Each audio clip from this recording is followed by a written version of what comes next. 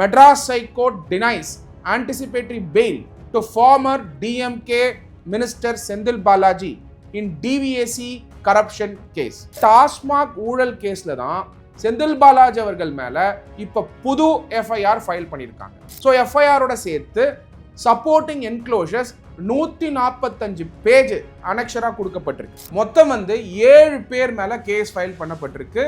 FIR records எடுத்து பார்த்தீங்கன்னா இவங்களெல்லாம் தாண்டி அன்னோன் டாஸ்மாக் அஃபீஷியல்ஸும் இதுல இன்வால்வ் ஆயிருக்கிறத நம்மளால புரிஞ்சுக்க முடியுது. இதுல முக்கியமா பார்க்க வேண்டியது என்னன்னா, சில செலக்டட் டிஸ்டிலரி கம்பெனிஸ் மேல ஃபேவரட்டிசம் காட்டி இருக்கிறதுக்கான சாத்தியக்கூறு இருக்கிறதையும் இதுல சொல்லியிருக்காங்க. கஸ்டோடியல் இன்ட்ராகேஷன் சொன்னாலே அரெஸ்ட் கட்டாயமா நடக்கும். மினிஸ்டருக்கு தெரியாம எப்படி ஒரு ஊழல் நடந்திருக்கலாம், மேனிபுலேஷன் நடந்திருக்கலாம். அதுக்கு ஆல்ரெடி இடி கேஸ் இருக்கு. 17 கோடி ஊழல் இந்த எஃப்ஐஆர்ல பதிவு பண்ணியிருக்காங்க. அது மட்டும் இல்லாம it is a tip of the iceberg. Legal talks நேயர்களுக்கு அன்பு வணக்கங்கள். Custodial interrogation necessary, custodial interrogation necessary, custodial interrogation necessary அப்படின்னு சொல்லி Madras high court denies anticipatory bail to former DMK minister Senthil Balaji in the DVAC directorate of vigilance and anti corruption case அப்படிங்கிறது தான் இப்போ headline. Custodial interrogation necessary அப்படின்னு சொன்னா arrest is necessary. இப்போ யார் செந்தில் பாலாஜி அவர்களை அரெஸ்ட் பண்ண போறாங்க அப்படின்னா டிவிஏசி. அதனால செந்தில் பாலாஜி செந்தில் பாலாஜி செந்தில் பாலாஜி அப்படிங்கிறது தான் இப்போ ஹெட்லைன்ஸா போயிட்டு இருக்கு. செந்தில் பாலாஜி அவர்கள் சொன்னாலே வழக்கு தான். அப்படி பார்க்கும் பொழுது ஒரு புது வழக்கு செந்தில் பாலாஜி அவர்கள் மேல ஃபைல் பண்ணியிருக்காங்க. அந்த வழக்கு டாஸ்மார்க்கை சார்ந்து இருக்கக்கூடிய வழக்கு. இந்த வழக்காகப்பட்டது டிவிஏசி கிரைம் நம்பர் 5 ஆஃப் 2026. இந்த எஃப்ஐஆர் 28 ஜூலை 2026 அன்னைக்கு ஃபைல் பண்ணது. First of all Senthil Balaji அவர்கள் மேல என்னென்ன வழக்கு இருக்கு, இப்ப பேசுற வழக்கு எந்த வழக்கை குறிக்குது அப்படிங்கிறத தெரிஞ்சுக்க வேண்டியது மிக மிக அவசியம். முதல்ல செந்தில் பாலாஜி அவர்கள் மேல இருக்கக்கூடிய வழக்கு, அவர் வேலை வாங்கி தரதா, டிரான்ஸ்போர்ட் மினிஸ்டரா இருக்கும் பொழுது வேலை வாங்கி தரதா வாங்கின காசுக்கு போட்ட வழக்கு. அது சிசிபி இன்வெஸ்டிகேட் பண்ணி பிரிவென்ஷன் ஆஃப் மணி லாண்டரிங் ஆக்ட்ல என்ஃபோர்ஸ்மெண்ட் டைரக்டரேட் அவரை ஜூன் 2023 அப்போ அரெஸ்ட் பண்ணி அதுக்கப்புறம் அவர் பெயில்ல வந்தாரு. Section 45 of the prevention of money laundering act 2002. Subsequently அவர் மந்திரி ஆகி அந்த மந்திரி பதவி இருக்கக்கூடாதுன்னு சொல்லிட்டு சுப்ரீம் கோர்ட் கொடுத்த அப்சர்வேஷனை பேஸ் பண்ணி மந்திரி பதவியை ரிசைன் பண்றாரு. இப்போ எம்எல்ஏவாகவும் இருக்கார். அடுத்த 2வது இம்பார்ட்டன்ட் கேஸ் செந்தில் பாலாஜி அவர் மேல ஃபைல் பண்ணது என்னன்னா, எலக்ட்ரிசிட்டி மினிஸ்டரா இருக்கும் பொழுது அந்த துறையை சார்ந்து டிரான்ஸ்ஃபார்மர்ஸ் செந்தில் பாலாஜி அவர்கள் வாங்கினாரு. டிரான்ஸ்ஃபார்மர் ஊழல் ஆகப்பட்டது ஒரு 370 கோடி டிரான்ஸ்ஃபார்மர் ஊழல். அந்த 370 கோடி கேஸ் இப்ப சிபிஐக்கு மெட்ராஸ் ஹை கோர்ட் மாற்றி அமைச்சிருக்காங்க இன்வெஸ்டிகேட் பண்றதுக்காக, இண்டிபெண்டன்ட் இன்வெஸ்டிகேஷன் பண்றதுக்காக. ஏன்னா செந்தில் பாலாஜி அவர்கள் அரசாங்கத்துல, அதாவது தமிழ்நாடு அரசாங்கத்துல மந்திரியா இருக்கும் பொழுது அந்த கேஸ் ஃபைல் பண்ணப்படுது. Subsequently Madras high court order பண்ணி சிபிஐக்கு டிரான்ஸ்ஃபார்மர் ஊழலை மாற்றி அமைக்கிறாங்க. 3வது இம்பார்ட்டன்ட் கேஸ் செந்தில் பாலாஜி அவர்கள் மேல இருக்கிறது, இன்கம் டாக்ஸ் டிபார்ட்மெண்ட் நடத்தின ரெய்டு. இன்கம் டாக்ஸ் டிபார்ட்மெண்ட் நடத்தின ரெய்டு அந்த கேஸ் இன்கம் டாக்ஸ் துறையை சார்ந்தது. அது மட்டும் இல்லாம அந்த டைம்ல இன்கம் டாக்ஸ் அஃபீஷியல்ஸ் கரூர்ல போய் இன்வெஸ்டிகேட் பண்ணும் பொழுது செந்தில் பாலாஜி அவர்களுடைய ஆதரவாளர்கள் இன்கம் டாக்ஸ் டிபார்ட்மெண்ட் அஃபீஷியல்ஸ் உடைய காரை கண்ணாடியை அடிச்சு உடைச்சு, இனோவா காரை அடிச்சு உடைச்சது இந்த நாட்டுக்கே தெரியும். அது மட்டும் இல்லாம அந்த கேஸ் 3வது கேஸ். 4வது கேஸ் செந்தில் பாலாஜி அவர்கள் தாவேகா அரசாங்கம் ஃபார்ம் பண்ணதுக்கு அப்புறம் செந்தில் பாலாஜி அவர்களுடைய கிரிமினல் கான்ஸ்பிரசியை பேஸ் பண்ணி ஹார்ஸ் ட்ரேடிங் நடந்த அந்த வழக்கு இப்போ நிலுவையில் போயிட்டு இருக்கு. அதுல செந்தில் பாலாஜி அவர்கள் ஆன்டிசிபேட்டரி பெயில் செக்யூர் பண்ணி இப்ப ட்ரிப்ளிகேன் போலீஸ் ஸ்டேஷன்ல காலையும் சாயங்காலம் செந்தில் பாலாஜி அவர்களும் செந்தில் பாலாஜி அவர்களுடைய பிரதர் அசோக் அவர்களும் சைன் பண்ணிட்டு இருக்காங்க. இது குதிரை பேர வழக்கு. அப்போ prevention of money laundering act வழக்கு, இடி வழக்கு, ஜாப் ஃபார் ஸ்கேம்ல சிசிபி வழக்கு, 2வது டிரான்ஸ்ஃபார்மர் ஊழல், 3வது இன்கம் டாக்ஸ் அஃபீஷியல்ஸை அடிச்சது, அதாவது செந்தில் பாலாஜியுடைய ஆதரவாளர்கள் இன்கம் டாக்ஸ் அடிச்ச கேஸ். அதுக்கப்புறம் இன்கம் டாக்ஸ் டிபார்ட்மெண்டோட கேஸ் செந்தில் பாலாஜி மேல இருக்கிறது 4வது கேஸ். 5வது கேஸ் பாத்தீங்கன்னா குதிரை பேர வழக்கு. இப்போ 6வது கேஸ் டாஸ்மாக்ல நடந்த ஊழலை சார்ந்திருக்கக்கூடிய கேஸ். ஸோ இந்த டாஸ்மாக் ஊழல் கேஸ்ல தான் செந்தில் பாலாஜி அவர்கள் மேல இப்ப புது எஃப்ஐஆர் ஃபைல் பண்ணியிருக்காங்க. இந்த எஃப்ஐஆர் உடைய நம்பர் 5/2026. இதுல முக்கியமா பார்க்க வேண்டியது என்னன்னா, represents the formal commencement of a criminal investigation into alleged systematic corruption. டாஸ்மாக்ல நடந்த ஊழலுக்கு பேஸ் பண்ணி தான் இந்த இன்வெஸ்டிகேஷன் ஆகப்பட்டது இப்ப நடந்துகிட்டு இருக்கு. இந்த பீரியட் ஆஃப் இன்வெஸ்டிகேஷன், அதாவது எந்த பீரியட்ல டாஸ்மாக் ஊழல் நடந்திருக்குன்னா 2021 இந்த 2025 வரைக்கும், அதாவது டிஎம்கே ஆட்சி இருந்த பீரியட்ல 2021 இருந்து 2025 வரைக்கும் நடந்த ஊழல் டாஸ்மாக்ல. இதுல எஃப்ஐஆர்ல என்ன அலிகேஷன்ஸ் கொடுத்திருக்காங்கன்னா, it's a coordinated scheme involving manipulation of bar licence tenders. Bar licence tender, TASMAC bar licensing கொடுக்கும் பொழுது நடந்த டெண்டர் ஊழல் முதல் குற்றச்சாட்டு. ரெண்டாவது, டிரான்ஸ்போர்ட் கான்ட்ராக்ட்ஸ், அதாவது டாஸ்மாக் துறையில டிரான்ஸ்போர்ட்டுக்காக கொடுத்த கான்ட்ராக்ட்ஸ்ல நடந்தது ரெண்டாவது ஊழல். மூணாவது ஊழல் ப்ரொக்யூர்மெண்ட் டெசிஷன், டாஸ்மாக் வாங்கக்கூடிய ப்ரொக்யூர்மெண்ட் அதுல நடந்த ஊழல் மூணாவது ஊழல். நாலாவது ஃபினான்ஷியல் டிரான்சாக்ஷன்ஸ், ஒரு சில இடங்கள்ல டாஸ்மாக் க்ளோஸ் ஆகியும் ஆனா அது க்ளோஸ் ஆனதை காட்டாம அதுல இன்வாய்ஸ் பண்ண இஷ்யூ தான் டாஸ்மாக்ல நடந்த நாலாவது ஊழல். அஞ்சாவது ஊழல் டாஸ்மாக்ல அட்மினிஸ்ட்ரேட்டிவ் டிரான்ஸ்ஃபர்ஸ். இந்த அட்மினிஸ்ட்ரேட்டிவ் டிரான்ஸ்ஃபர்ஸ் வந்து உதயாநிதி அவர்களுக்கு க்ளோஸா இருக்கக்கூடிய ஒரு நண்பர் ரிதேஷன் சொல்லிட்டு அவர் சொல்லி நடந்த டிரான்ஸ்ஃபர்ஸ் சொல்லிட்டு அஞ்சாவது ஊழல் அட்மினிஸ்ட்ரேட்டிவ் டிரான்ஸ்ஃபர்ஸ். ஆறாவது இல்லீகல் கலெக்ஷன், அதாவது டாஸ்மாக்ல வந்து இல்லீகலா கலெக்ஷன். எப்படி இல்லீகலா கலெக்ஷன் நடக்கும் அப்படின்னா, இன்வாய்ஸே பண்ணாம ப்ரொக்யூர்மெண்ட் வந்து பிளாக்ல பர்ச்சேஸ் பண்ணி ப்ரொக்யூர்மெண்ட் பர்ச்சேஸ் பண்ண லிக்கர்ஸை பில்லே பண்ணாம கவுண்டர்ல பிளாக் மார்க்கெட்ல விற்கிற மாதிரியே வித்தது, அது வந்து இல்லீகல் கலெக்ஷன் சார்ந்து இருக்கக்கூடிய ஆறாவது ஊழல். இந்த மாதிரி டாஸ்மாக்ல விதவிதமா ஊழல் பண்ணியிருக்கிறத வந்து இப்போ டிவிஏசி வந்து இன்வெஸ்டிகேட் பண்ணிட்டு இருக்காங்க. அது மட்டும் இல்லாம senior TASMAC officials, private Associates, corporate entities, பல நிறுவனங்களை வச்சு டாஸ்மாக் ஊழலை எப்படி செந்தில் பாலாஜி அவர்கள் செஞ்சிருக்காரு அப்படிங்கிறத தான் இப்போ இன்வெஸ்டிகேட் பண்ணிட்டு இருக்காங்க. அது மட்டும் இல்லாம ரெண்டாவது இம்பார்ட்டன்ட் விஷயம், எஃப்ஐஆர்ல என்ன சொல்லப்பட்டிருக்குன்னா, FIR records that the original complaint together with approximately 145 pages of supporting enclosures. So FIR ஓட சேர்த்து supporting enclosures 145 பேஜ் அனெக்ஷரா கொடுக்கப்பட்டிருக்கு. has been forwarded to the principal judge, City Civil and Sessions Court Chennai. That investigation has been taken up by the special investigation cell of the Directorate of Vigilance and Anti-Corruption as the member of matter of law.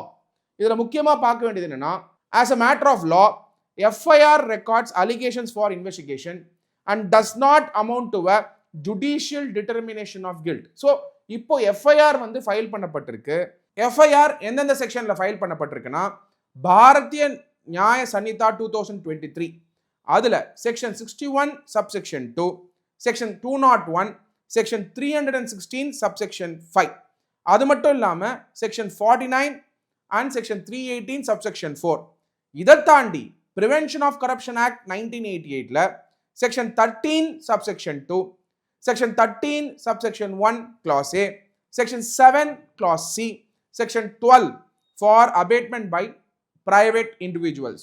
So இரண்டு வழக்குகள், ஒன்று criminal conspiracy, criminal ஆக்ஷனுக்கான நடக்கக்கூடிய sections, ரெண்டாவது prevention of corruption act படி செக்ஷன்ஸை invoke பண்ணி அது மேலேயும் வந்து கேஸ் ஃபைல் பண்ணப்பட்டிருக்கு. அப்போ பாரதிய நியாய சன்னிதா 2023 படி கேஸ் ஃபைல் பண்ணப்பட்டிருக்கு. ரெண்டாவது ப்ரிவென்ஷன் ஆஃப் கரப்ஷன் ஆக்ட் 1988 படி அந்த செக்ஷன்லையும் கேஸ் ஃபைல் பண்ணப்பட்டிருக்கு. யார் மேலெல்லாம் இந்த கேஸ் ஃபைல் பண்ணப்பட்டிருக்கு அப்படின்னு பார்த்தீங்கன்னா, மொத்தம் வந்து 7 பேர் மேலே கேஸ் ஃபைல் பண்ணப்பட்டிருக்கு. எஃப்ஐஆர் ரெக்கார்ட்ஸ் எடுத்து பார்த்தீங்கன்னா 7 பேர் மேலே கேஸ் ஃபைல் பண்ணப்பட்டிருக்கு. அதில் முதல் அக்யூஸ்ட் செந்தில் பாலாஜி அவர்கள், former minister for electricity, prohibition and excise. இரண்டாவது accused S Visakan, IAS, former managing director TASMAC. So former managing director of TASMAC Visakan அவர்கள் மேலேயும் கேஸ் ஃபைல் பண்ணப்பட்டிருக்கு. மூணாவது accused T Ramadurai Murugan, former senior regional manager TASMAC. நாலாவது accused R Panneerselvam, former senior regional manager TASMAC. அவர் மேலேயும் case file பண்ணப்பட்டிருக்கு. அஞ்சாவது accused Bhaskar, former personal assistant to the minister. Bhaskar அப்படிங்கிறவர் வந்து மினிஸ்டருடைய ஃபார்மர் அசிஸ்டன்ட், பர்சனல் அசிஸ்டண்டா இருந்தவர் மினிஸ்டருக்கு. அவரும் இந்த குற்றச்சாட்டில் ஈடுபட்டிருக்காருன்றத நம்ம புரிஞ்சுக்கணும். ஆறாவது அக்யூஸ்ட் வந்து Ratesh Raj Shanmugavel. Ratesh Raj Shanmugavel private individual described as a close associate of the former minister. Senthil Balaji அவர்களுடைய க்ளோஸ் அசோசியேட் மட்டும் இல்லாம இவர் வந்து பாத்தீங்கன்னா உதயநிதி ஸ்டாலின் அவர்களுக்கும் ரதேஷ் ராஜ் சண்முகவேல் வந்து ரொம்ப க்ளோஸா இருந்திருக்கிறது நம்மளுக்குலாம் தெரியும். லாஸ்ட் டைம் வந்து என்ஃபோர்ஸ்மெண்ட் டைரக்டரேட் ரதேஷ் ராஜ் சண்முகவேல் வீட்டில் வந்து ரெய்ட் நடத்தும் பொழுது அவரோட வீடு பூட்டியிருந்து அந்த வீடை உடச்சிக்கிட்டு என்ஃபோர்ஸ்மெண்ட் டைரக்டரேட் போயிட்டு சர்ச் நடத்தியிருந்தாங்க. அது வந்து என்ஃபோர்ஸ்மெண்ட் டைரக்டரேட்டோட கேஸ். ஆனால் இந்த கேஸ் ஆகப்பட்டது டிவிஏசியே வந்து ப்ரெடிகேட் அஃபென்ஸ்க்கான இன்வெஸ்டிகேஷனை பண்றாங்க. இப்போ எல்லாரும் என்ன நினைப்பீங்கன்னா என்ஃபோர்ஸ்மெண்ட் டைரக்டரேட் கொடுத்த இன்ஃபர்மேஷனை பேஸ் பண்ணி தான் இந்த ப்ரெடிகேட் அஃபென்ஸ், அதாவது இந்த இன்வெஸ்டிகேஷன் நடக்குது அப்படின்னு நினைச்சிட்டு இருப்பீங்க. கட்டாயமா கிடையாது. இந்த டிவிஎஸ்சி இன்வெஸ்டிகேஷன் ஆகப்பட்டது இண்டிபெண்டன்ட் இன்வெஸ்டிகேஷன். டாஸ்மாக் மேல முறைகேடுகள் நடந்திருக்கு அப்படிங்கிற இடியுடைய ரெப்ரசன்டேஷனை பேஸ் பண்ணி இது நடக்கல. அந்த கேஸ்க்கும் இந்த கேஸ்க்கும் இப்போதைக்கு சம்பந்தம் இல்லை.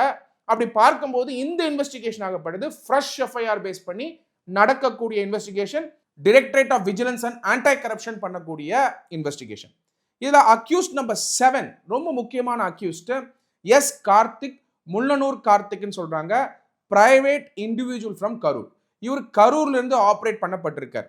அது மட்டும் இல்லாம இவங்களெல்லாம் தாண்டி அன்னோன் டாஸ்மாக் அஃபீஷியல்ஸும் இதுல இன்வால்வ் ஆயிருக்கிறத நம்மளால புரிஞ்சுக்க முடியுது. இதுல முக்கியமா பார்க்க வேண்டியது என்னன்னா distillery companies, brewery companies, transport contractors, bottling firms, இவங்க எல்லாமே கூட அலெஜ் கான்ஸ்பிரசியில வந்து இன்வால்வ் ஆயிருக்காங்க அப்படிங்கிறத நம்ம எஃப்ஐஆர்ல இருந்து புரிஞ்சுக்க முடியுது.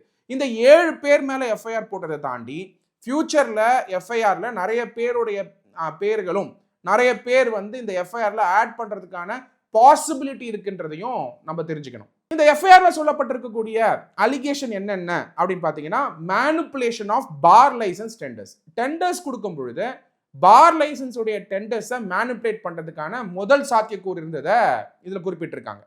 ரெண்டாவது மேனிபுலேஷன் ஆஃப் டிரான்ஸ்போர்ட் கான்ட்ராக்டர்ஸ். அதாவது டாஸ்மாக் துறையில டிரான்ஸ்போர்ட்டர்ஸை வந்து டெண்டர் பேஸ் தான் எடுப்பாங்க. அந்த டெண்டர் பேசிஸ்ல எடுக்கும் பொழுது கூட ஊழல் நடந்திருக்குங்கிறத வந்து ரெண்டாவது கட்டத்துல இதுல பதிவு செஞ்சிருக்காங்க இந்த எஃப்ஐஆர்ல. மூணாவது ப்ரொக்யூர்மெண்ட் இர்ரெகுலாரிட்டிஸ். அதாவது டாஸ்மாக் துறையில ப்ரொக்யூர்மெண்ட் பண்ணக்கூடிய ப்ராசஸ்லையும் இர்ரெகுலாரிட்டிஸ் இருக்கு அப்படிங்கிறதையும் ஹைலைட் பண்ணியிருக்காங்க. நாலாவது favouritism towards selected distillery companies. சில செலக்டட் டிஸ்டிலரி கம்பெனிஸ் மேல ஃபேவரட்டிசம் காட்டி இருக்கிறதுக்கான சாத்தியக்கூறு இருக்கிறதையும் இதுல சொல்லியிருக்காங்க. அஞ்சாவது இல்லீகல் ஃபினான்ஷியல் டிரான்சாக்ஷன்ஸ் த்ரூ பாட்டில் சப்ளையர்ஸ்.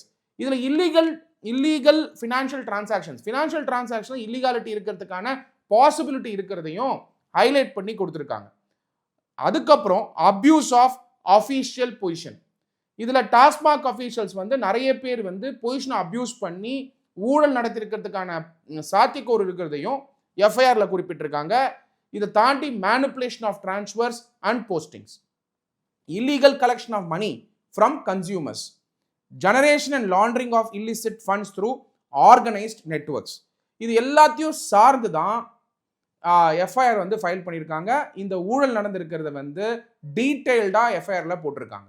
இந்த எஃப்ஐஆர் ஃபைல் பண்ண உடனேயே ஆல்ரெடி செந்தில் பாலாஜி அவர்கள் ட்ரிபிள்கேன் போலீஸ் ஸ்டேஷன்ல குதிரை பேர வழக்குல காலையிலையும் சாயங்காலமும் அவருடைய பிரதர் அசோக்கோட சேர்ந்து சைன் பண்ணிட்டு இருக்காரு.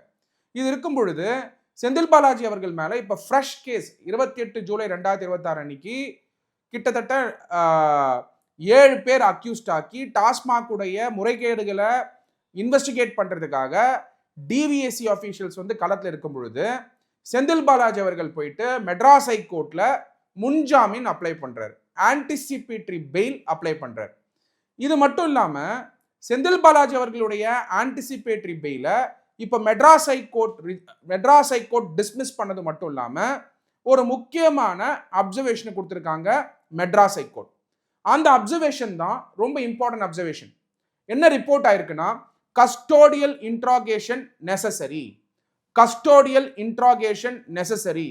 Madras high court denies anticipatory bail to former DMK minister Senthil Balaji in DVAC corruption case. I repeat, custodial interrogation necessary. Custodial interrogation necessary. Madras High Court denies anticipatory bail to former DMK Minister Sendil Balaji in DVSC corruption case. இதில் பார்த்தீங்கன்னா Madras high court வந்து அவர் apply பண்ண anticipatory பெயில dismiss பண்ணது மட்டும் இல்லாமல் அவருக்கு anticipatory பெயில deny பண்ணிட்டு முக்கியமான அப்சர்வேஷன் கொடுத்துருக்காங்க. அது என்ன அப்சர்வேஷன்னா, கஸ்டோடியல் இன்ட்ராகேஷன் நெசசரி. அப்போ கோர்ட்டில் நடந்த வாதங்களை கட்டாயமாக சட்ட மாணவர்கள், பொதுமக்கள் எல்லாரும் தெரிஞ்சிக்க வேண்டியது மிக மிக அவசியம். ஏன்னா செந்தில் பாலாஜி அவர்கள் மேலே இருக்கக்கூடிய வழக்குகளை நீங்கள் எடுத்து பார்த்தாலே எப்பயுமே ஒரு வழக்கு இருந்தால் இமீடியட்டாக ஒரு ஆன்டிசிபேட்டரி பெயில் போட்டுருவாரு. அது மட்டும் இல்லாமல் இன்வெஸ்டிகேஷனுக்கு வந்து கோஆப்ரேட் பண்ணுறதுக்கான சாத்தியக்கூறுகளை எப்பயுமே குறைப்பார். நீங்கள் பல கேசஸில் அதை பார்த்துருக்க முடியும். செந்தில் பாலாஜி விஷயம் பொறுத்த வரைக்கும், இந்த கேஸ் பொறுத்த வரைக்கும் செந்தில் பாலாஜி அவர்கள் என்ன பண்ணுறாருன்னா, இமீடியட்டாக மெட்ராஸ் ஹைகோர்ட்டுக்கு போயிட்டு ஆன்டிசிபேட்டரி பெயில் அப்ளை பண்ணுறாரு. இந்த டாஸ்மாக் ஊழல் வழக்கு 28 ஜூலை 2026 ஃபைல் பண்ண கேஸ் பொறுத்த வரைக்கும், இந்த கேஸில் செந்தில் பாலாஜி அவர்களுடைய வழக்கு 7 பேர் அக்யூஸ்டாக இருக்காங்க. அப்போ கஸ்டோடியல் இன்ட்ராகேஷன் நெசசரின்னு மெட்ராஸ் ஹைகோர்ட் சொல்லியிருக்கிறதுனால அப்போ மற்ற 7 பேரில் இருக்கக்கூடிய ஒரு 5 பேர் போயிட்டு இப்போ ஆன்டிசிபேட்டரி பெயில் போட்டாலுமே கஸ்டோடியல் இன்ட்ராகேஷன் நெசசரி தேவைப்படும் அப்படின்னு சொல்லக்கூடிய இடத்துல தான் மெட்ராஸ் ஹைகோர்ட் வந்து இந்த அப்சர்வேஷனை கொடுத்துருக்காங்க. அப்போ நம்ம பார்க்கும் பொழுது அங்கே நடந்த வாதங்கள், பிரதிவாதங்களை வந்து கட்டாயமாக சட்ட மாணவர்கள் தெரிஞ்சுக்கணும். ஏன்னா இந்த கேஸு ஒரு முக்கியமான கேஸாக இருக்க பொழுது, லேண்ட்மார்க் ஜட்மெண்ட்டாக இருக்க போகுது அப்படிங்கிறத நம்ம புரிஞ்சுக்கணும். Madras high court on Thursday dismissed the anticipatory bail petition filed by former DMK minister and present MLA of the Coimbatore South constituency, Sendil Balaji, in connection with the case registered against him by the Directorate of Vigilance and Anti-Corruption, alleging corruption in the functioning of TASMAC. அதாவது functioning of the TASMAC மேலே corruption இருக்கிறதுக்கான சாத்தியக்கூறுகள் இருக்கு அப்படிங்கிறத சார்ந்து இப்போ வந்து இந்த கேஸை வந்து ஃபைல் பண்ணியிருக்காங்க. அப்படி பார்க்கும்பொழுது இது மேலே வந்து செந்தில் பாலாஜி அவர்கள் ஆன்டிசிபேட்டரி பெயில் பெட்டிஷன் ஃபைல் பண்ணியிருக்காரு மெட்ராஸ் ஹைகோர்ட்டில். பெயில் ஃபைல் பண்ணுறது இட் இஸ் ரைட், அதாவது அக்யூஸ்டோட ரைட், செந்தில் பாலாஜி அவர்களோட ரைட். அப்போ பெயில் கொடுக்கணுமா வேணாமா அப்படின்னு டிசைட் பண்ணக்கூடிய இடத்துல மெட்ராஸ் ஹைகோர்ட் இருக்காங்க. அப்படி பார்க்கும்போது மெட்ராஸ் ஹைகோர்ட் என்ன அப்சர்வேஷன் கொடுத்தாங்கன்னா, Madras High Court dismissed the anticipatory bail plea after considering the large-scale corruption involved in the case.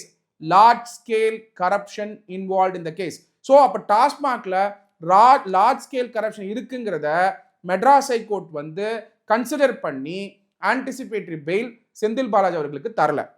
The court opined that custodial interrogation was very much necessary.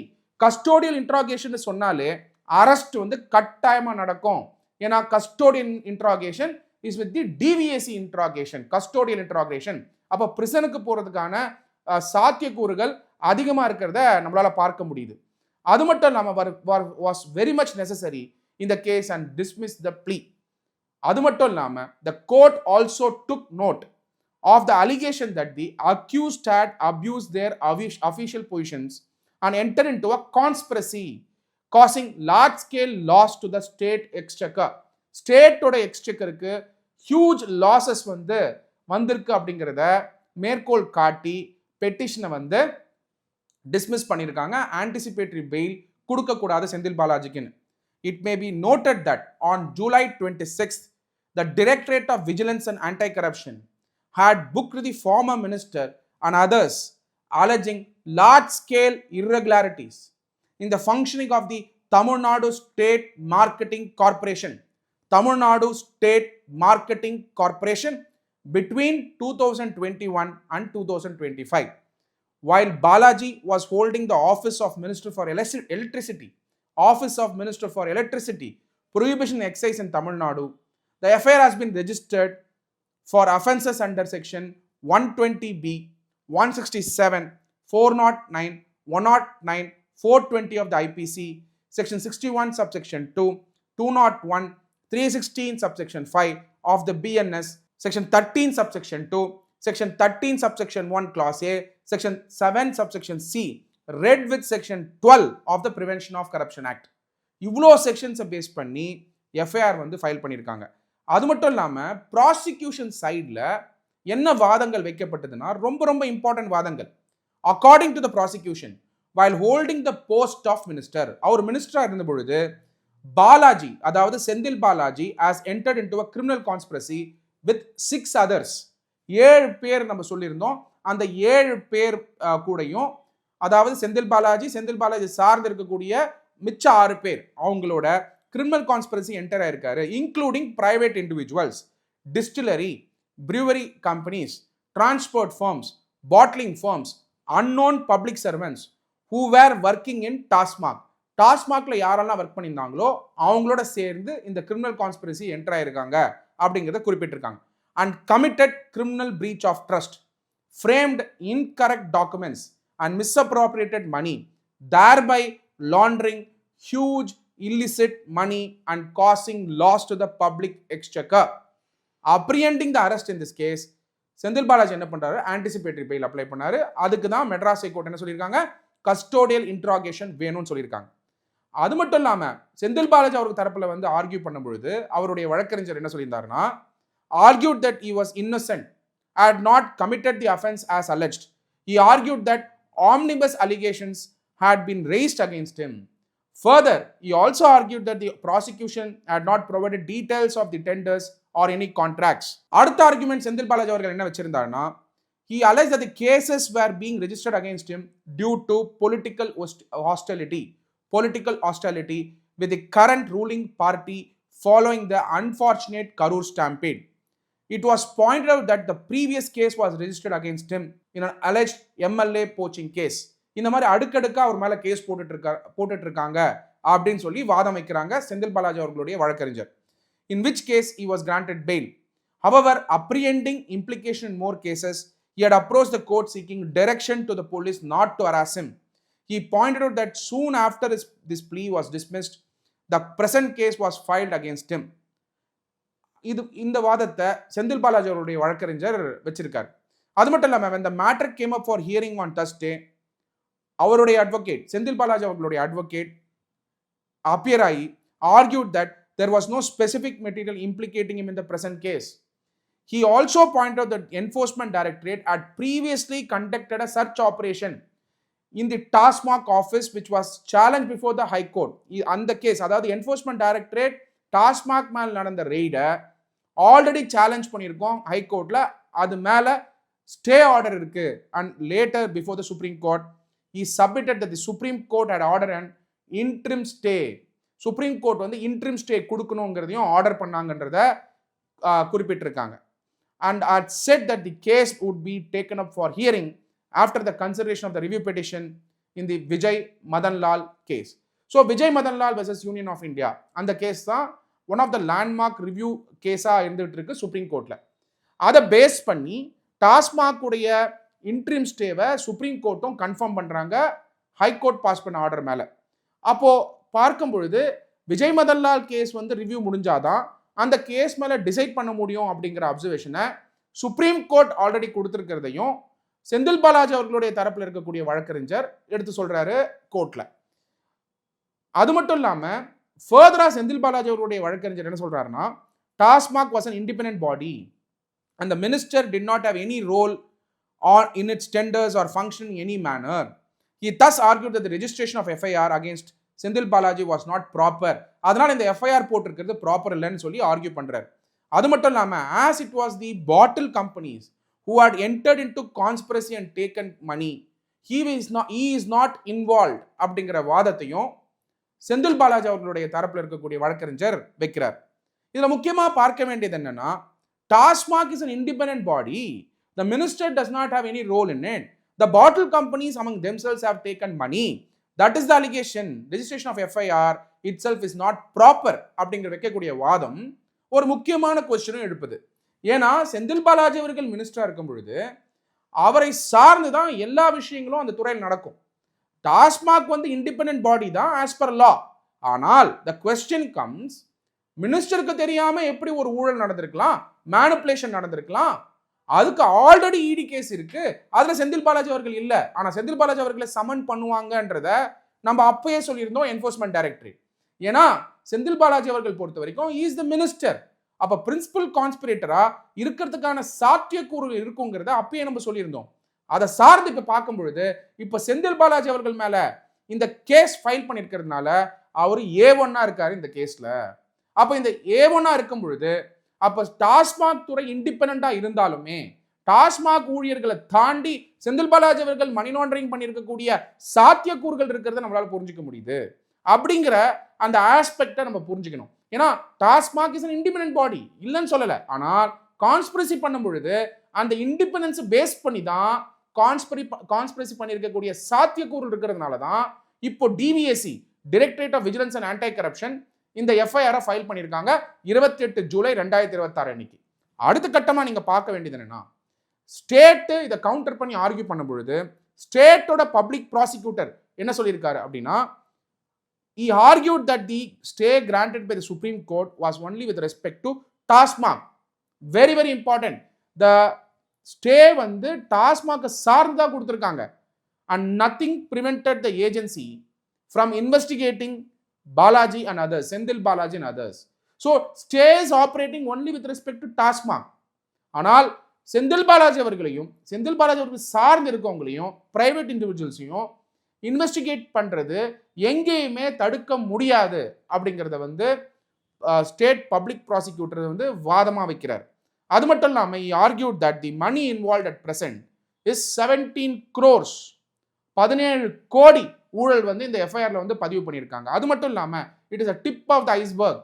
இதை தாண்டி அதிக லெவல்ல வந்து கரப்ஷன் நடத்திருக்கக்கூடிய பாசிபிலிட்டி இருக்குன்றதையும் முக்கியமா இதை convey பண்ணியிருக்காங்க.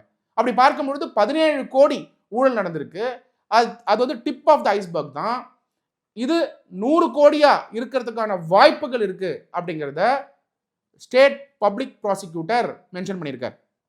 It was possible that the loss to the state exchequer crossed 100 crores possible அப்படின்னு சொல்லியிருக்கார். ஸோ இருக்கிறதுக்கான சாத்தியக்கூறுகள் இருக்குன்னு சொல்லியிருக்கார். He thus argued that there was ample material and an elaborate custodial interrogation was necessary. இது மேல ஒரு கஸ்டோடியல் இன்ட்ராகேஷன் நடக்கணும் அப்படிங்கிறத சொல்லியிருந்தார். அது மட்டும் இல்லாம முக்கியமான ஒரு பாயிண்ட் ஆஃப் அப்சர்வேஷனையும் ஸ்டேட் பப்ளிக் ப்ராசிக்யூட்டர், ஸ்டேட் சைடில் அப்பியர் ஆன பப்ளிக் ப்ராசிக்யூட்டர் முக்கியமா எடுத்து வச்சிருக்கார். என்ன சொல்லியிருக்காருன்னா, I quote the exact words of the state public prosecutor. The previous regime tried to curtail all this. So இதுக்கு முன்னாடி இருந்த ரெஜிம் இது எல்லாத்தையுமே கர்டைல் பண்ணாங்க. This needs elaborate custodial interrogation. இது மேல elaborate custodial interrogation நடக்கணும். Ample materials available இருக்கணும். இதை தாண்டி huge amounts of money involved and we don't know to what extent it will go அப்படின்னு ஸ்டேட் பப்ளிக் ப்ராசிக்யூட்டர் சொல்லியிருக்கார். இந்த ஆர்குமெண்ட்ஸ் எல்லாத்தையும் கன்சிடர் பண்ணி மெட்ராஸ் ஹைகோர்ட் என்ன கிளியர் அப்சர்வேஷன் கொடுத்துருக்காங்கன்னா, கஸ்டோடியல் இன்ட்ராகேஷன் இஸ் நெசசரி அப்படின்னு சொல்லியிருக்கிறதுனால செந்தில் பாலாஜி அவர்கள் அரெஸ்ட் ஆகிறதுக்கான வாய்ப்புகள் உண்டு. அது மட்டும் இல்லாமல் அரெஸ்ட் இன்னிக்கே ஆகிறதுக்கான வாய்ப்புகளும் உண்டு. இதுக்கு செந்தில் பாலாஜி அவர்களுக்கு 2 ரைட் உண்டு. இது மேலே அப்பீல் போகலாம் சுப்ரீம் கோர்ட்டுக்கு. செந்தில் பாலாஜி அவர்கள் இது மேலே அப்பீல் போவாரா? அது மட்டும் இல்லாமல் இன்னைக்கு தர்ஸ்டே, ஃப்ரைடே, சாட்டர்டே, சண்டே, அப்போ அப்பீல் போனாலுமே மண்டே தான் வர முடியும். அப்போ பெயில் ஆப்ரேட் ஆகாததுனால செந்தில் பாலாஜி அவர்கள் இன்னைக்கோ இல்லை நாளைக்கோ இந்த வீக்கெண்டுக்குள்ளேயோ அரெஸ்ட் ஆவாரா அப்படிங்கிற அந்த கேள்வியும் வருது. காரணம் என்னன்னா, பெயில் மேல அப்பீல் வந்து செந்தில் பாலாஜி அவர்கள் சுப்ரீம் கோர்ட்டே போறதுக்கான பாசிபிலிட்டி இருந்தாலும் செந்தில் பாலாஜி அவர்களுக்கு பெயில் கிடைக்குமா அப்படிங்கிற அந்த கேள்வியும் எழுது. அது மட்டும் இல்லாமல் செந்தில் பாலாஜி அவர்கள் சுப்ரீம் கோர்ட்டுக்கு போனால் முக்கியமான வாதத்தை ஸ்டேட் வைப்பாங்க. என்ன வாதத்தை வைப்பாங்க அப்படின்னா, ஆல்ரெடி செந்தில் பாலாஜி அவர்களுக்கு செப்டம்பர் 2024 பெயில் கொடுக்கும் பொழுது சுப்ரீம் கோர்ட் என்ன கண்டிஷன்ஸோட பெயில் கொடுத்தாங்கன்னா, இனிமே எந்த ஒரு அஃபென்ஸும் பண்ணக்கூடாது, எனி அதர் அஃபென்ஸ். ஏன்னா section 45 of the prevention of money laundering act 2002 படி செக்ஷன் 45 எடுத்து பார்த்தீங்கன்னா ட்வின் கண்டிஷன்ல ரெண்டாவது இம்பார்ட்டன்ட் கண்டிஷன் வந்து எனி அதர் அஃபென்ஸ் என்டர் ஆகக்கூடாது செந்தில் பாலாஜி அப்படிங்கிறத தான் குறிப்பிட்டிருக்காங்க. அப்படி பார்க்கும் பொழுது அந்த பெயில் ஜாப் ஸ்கேம் மேல கொடுத்த என்ஃபோர்ஸ்மெண்ட் டைரக்டரேட் பெயில் வந்து இந்த கேஸ்னாலையும் கேன்சல் ஆகிறதுக்கான வாய்ப்புகள் உண்டு. ஏன் பாருங்க, இந்த கேஸ் டாஸ்மாக் கேஸும் வந்து என்ஃபோர்ஸ்மெண்ட் டைரக்டரேட் ஆல்ரெடி இன்வெஸ்டிகேட் பண்ணிட்டு இருக்காங்க. ஆனால் அங்க வந்து செந்தில் பாலாஜி அவர்களோட பேர் இல்லை. இப்போ ஃப்ரெஷ் எஃப்ஐஆர் ஃபைல் பண்ணியிருக்கிறதுனால இந்த fresh FIR becomes a predicate offence on which enforcement directorate திருப்பி வரலாம் செந்தில் பாலாஜி அவர்கள் மேல ரெய்ட் நடத்துறதுக்காக. இப்போ பார்த்தீங்கன்னா 28 ஜூலை 2026 அன்னைக்கு செந்தில் பாலாஜி அவர்கள் சார்ந்து நிறைய பேருக்கு வந்து டிவிஎஸ்சி ரெய்ட் நடந்தது. அப்படி பார்க்கும் பொழுது இதுக்கு முன்னாடியே ஜாப் ஸ்கேமுக்கு செந்தில் பாலாஜி அவர்கள் வாங்கின பெயில் செக்ஷன் 45 படி கொடுத்திருக்கிறதுனால எனி அதர் அஃபென்ஸ் வந்து அவர் இன்வால்வ் ஆயிருக்க கூடாது. ஆனால் செந்தில் பாலாஜி அவர்கள் அந்த பெயில் வாங்கினதுக்கு அப்புறம் என்னென்ன அஃபென்ஸ்லாம் அவர் இன்வால்வ் ஆயிருக்காருன்னு நீங்க எடுத்து பார்த்தீங்கன்னா, சிபிஐ டிரான்ஸ்ஃபார்மர் கேஸ் அது இன்வெஸ்டிகேஷன் போயிட்டு இருக்கு, அதுவும் ஒரு அஃபென்ஸ் தான். ரெண்டாவது குதிரை பேர வழக்கு, அதுக்கு ட்ரிப்ளிகேன் போலீஸ் ஸ்டேஷன்ல செந்தில் பாலாஜி அவர்கள் சைன் பண்ணிட்டு இருக்காரு, ரெண்டாவது அஃபென்ஸ். மூணாவது இப்ப டாஸ்மாக் வழக்குல செந்தில் பாலாஜி அவர்கள் மேல எஃப்ஐஆர் ஃபைல் பண்ணியிருக்காங்க, மூன்றாவது வழக்கு. அதாவது ஜாப் ஸ்கேம் கேஸுக்கு செந்தில் பாலாஜி அவர்கள் செக்ஷன் 45 படி பெயில் வாங்கினதுக்கு அப்புறம் 3 கேஸ் அவர் மேல வந்து இப்ப ரெஜிஸ்டர் ஆயிருக்கு, 3 கேஸ். அதாவது டிரான்ஸ்ஃபார்மர் ஊழல் சிபிஐக்கு மாத்தி அமைச்சிருக்காங்க, ரெண்டாவது குதிரை பேர வழக்கு, மூணாவது டாஸ்மாக் வழக்கு. அப்போ எனி அதர் அஃபென்ஸ் அப்படின்னு செக்ஷன் 45 சொல்லி இருக்கிறது, ஈவன் செக் பவுன்ஸ் கேஸ் கூட இருக்கக்கூடாது. அதுதான் any other offence, not any other இடி அஃபென்ஸ். அதில் சொல்லியிருக்கிறது எனி அதர் அஃபென்ஸ் அப்படின்னும் பொழுது இந்த 3 அஃபென்ஸ் இருக்கிறதுனால ஜாப் ஃபார் சேல் ஸ்கேம்ல கொடுத்த பெயில் கேன்சல் படுமா அப்படிங்கிற அந்த கேள்வியும் எழ ஆரம்பிச்சிருக்கு. அதனால செந்தில் பாலாஜி அவர்கள் சுப்ரீம் கோர்ட்டுக்கு ஆன்டிசிபேட்டரி பெயில் ஃபைல் பண்ணுவாரா? அப்படி பண்ணா சுப்ரீம் கோர்ட்ல வந்து ஆர்கியூ பண்ணும் பொழுது செந்தில் பாலாஜிக்கு வந்து கிரிமினல் ஆன்டிசென்ஸ் இருக்கா அப்படின்னு கேட்கும் பொழுது டெஃபினட்டா இதுக்கு முன்னாடி சுப்ரீம் கோர்ட்ல கிடைச்ச பெயிலை பத்தி ஆர்கியூ பண்ணும்பொழுது செக்ஷன் 45 அப்படிங்கிற அந்த செக்ஷன் ஒரு முக்கியமான செக்ஷன். ஏன்னா செக்ஷன் 45 படி எனி அதர் அஃபென்ஸ் இருந்தா அந்த பெயில் கேன்சல் ஆகப்படும், இதுக்கும் பெயில் கிடைக்காம போறதுக்கான சாத்தியக்கூறுகள் இருக்கிறதுனால செந்தில் பாலாஜி அவர்கள் இது மேல சுப்ரீம் கோர்ட்டுக்கு அப்பீல் போவாரா மாட்டாரா? செந்தில் பாலாஜி அவர்கள் இன்னைக்கே அரெஸ்ட் ஆவாரா இல்லை நாளைக்கு அரெஸ்ட் ஆவாரா? இந்த வீக்கெண்ட்குள்ள அரெஸ்ட் ஆவாரா? அரெஸ்ட் ஆனா என்னென்ன லீகல் இம்ப்ளிகேஷன் இருக்கும் அப்படிங்கிறது வரக்கூடிய நாட்கள்ல பார்ப்போம். Until then, signing off, Advocate Dr. M. Satyakumar. நன்றி.